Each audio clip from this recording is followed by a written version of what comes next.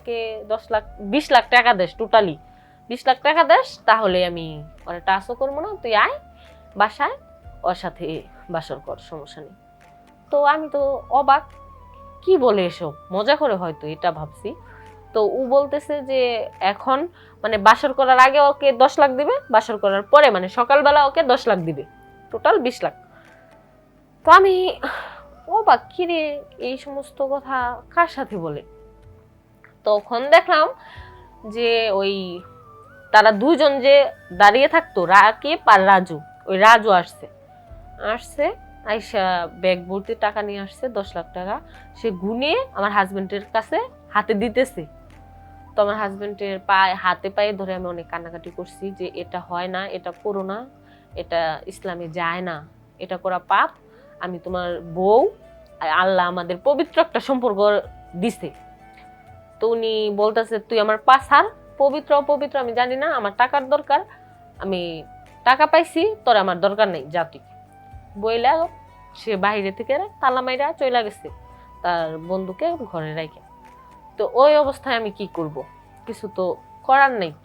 ওই অবস্থায় কিছু যদি বলি, আমার ফ্যামিলি তো রাজি ছিল না এই বিয়েতে, তারপর আমার জোরাজুরিতে রাজি হয়েছে, এখন জানাজানি হলেও তো সমস্যা সমাজে, এটা পাইবে আমি কাউকে জানাই নেই।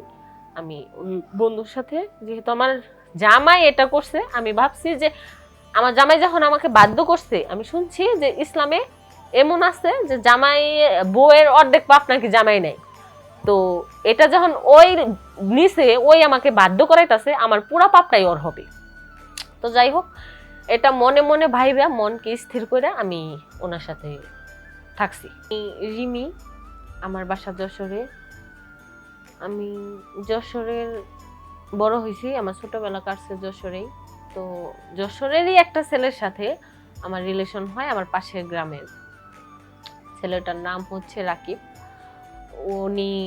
ওনারা দুই বন্ধু। আমি যখন স্কুলে যাইতাম, ক্লাস 10-এ পড়ি, তখন মানে উনি আমার দুইটা বন্ধু, ওনারা দুইটা বন্ধু রাস্তার ধারে দাঁড়াই থাকতো, একদিন 2 দিন 3 দিন এইভাবে আমার সাথে কথা বলার চেষ্টা করতো। এক সময় দেখা যাইতো যে আমি কথা বলতাম। প্রথমে ওনার বন্ধু আমাকে প্রপোজ করে, তারপর আমি রিজেক্ট করে দিছি। রিজেক্ট করে দেওয়ার পরে বলল যে ভাবি আমি তো মজা করলাম, আসলে এই প্রপোজালটা আমার জন্য না, আমার বন্ধুর জন্য। তো ওই বন্ধুটাকে দেখে, যে রাকিবকে দেখে আমার ভালো লাগলো। ভালো লাগার পরে ভালো সম্পর্ক কন্টিনিউ করলাম 2 বছর।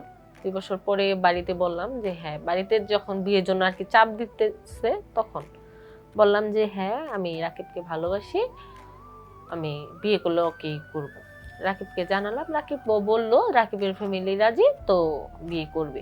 কিন্তু আমার ফ্যামিলি রাজি না, বিয়ে দিবে না। রাকিব নাকি নেশা করে, মানে ফালতু একটা ছেলে। আমার মা বাবা বললো যে নেশা করে, ফালতু একটা ছেলে, অনেক টাকা লোভী, টাকা পয়সা রোজগার করে না, বেকার, টোটালি ভালো না, খারাপ ছেলে। তো আমি বিশ্বাস করি নাই, কারণ আমি রাকিবের প্রতি এতটা দুর্বল ছিলাম যে রাকিব যদি মানে 20 আইনা দিয়া বলতো যে এটা 7 আপ তুমি খাও, আমি খেয়ে ফেলতাম, এতটা বিশ্বাস করতাম। যাই হোক, এক পর্যায়ে এমন পাগলামি দেখে আমার ফ্যামিলি রাজি হয়ে গেল যে যাক, মেয়ের সুখই বাবা মার সুখ, এটা ভেবে তো বিয়ে করলাম অনেক ধুমধাম করে। আমার বাবা মা বিয়ে দিল। বিয়ে দেওয়ার পর আমাকে বাসর ঘরে যখন রেখে আসে, তখন আমার জামাই, মানে আমার যে রাকিব, যার সাথে আমি প্রেম করে বিয়ে করলাম, 2 বছর রিলেশন করে কান্নাকাটি করে বাবা মাকে বুঝিয়ে বিয়ে করলাম, ওই হাজবেন্ড আমার পাশে বইসা তার বন্ধুর সাথে কথা বলতেছে যে আমাকে সে টাচ করবে না, তার বন্ধুর কাছে বিক্রি করে দিবে 1 রাতের জন্য।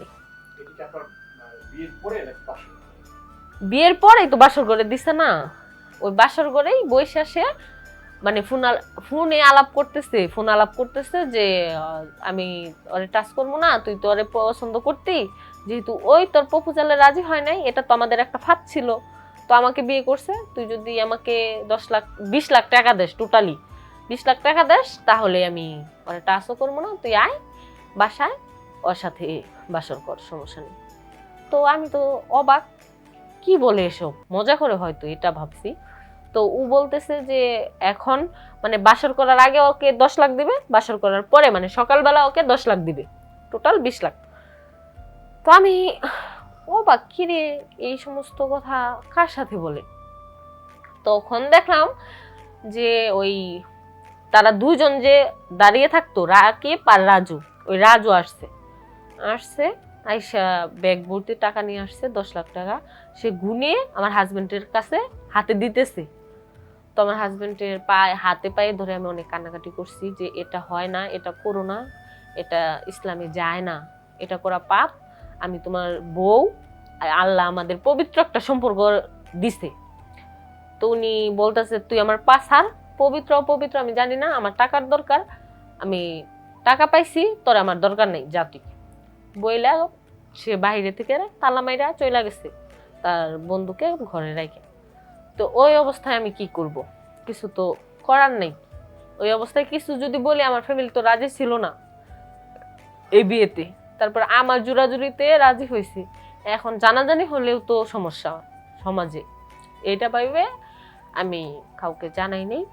আমি ওই বন্ধুর সাথে, যেহেতু আমার জামাই এটা করছে, আমি ভাবছি যে আমার জামাই যখন আমাকে বাধ্য করছে, আমি শুনছি যে ইসলামে এমন আছে যে জামাই বউয়ের অর্ধেক পাপ নাকি জামাই নাই। তো এটা যখন ওই নিচে ওই আমাকে বাধ্য করাইতেছে, আমার পুরা পাপটাই ওর হবে। তো যাই হোক, এটা মনে মনে ভাইবা মনকে স্থির করে আমি ওনার সাথে থাকছি, রাত কাটাইছি। যা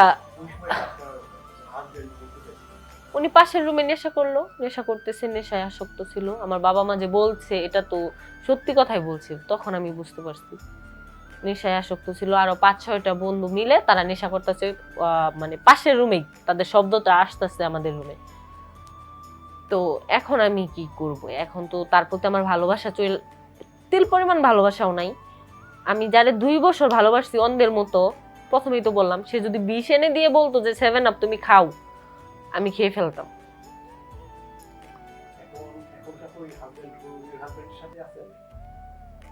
এখন তো আমি ওই হাজবেন্ডের কাছে আছি, আমার বাবা মাকে কিছু বলার সাহস এখনো আমার হয় নাই।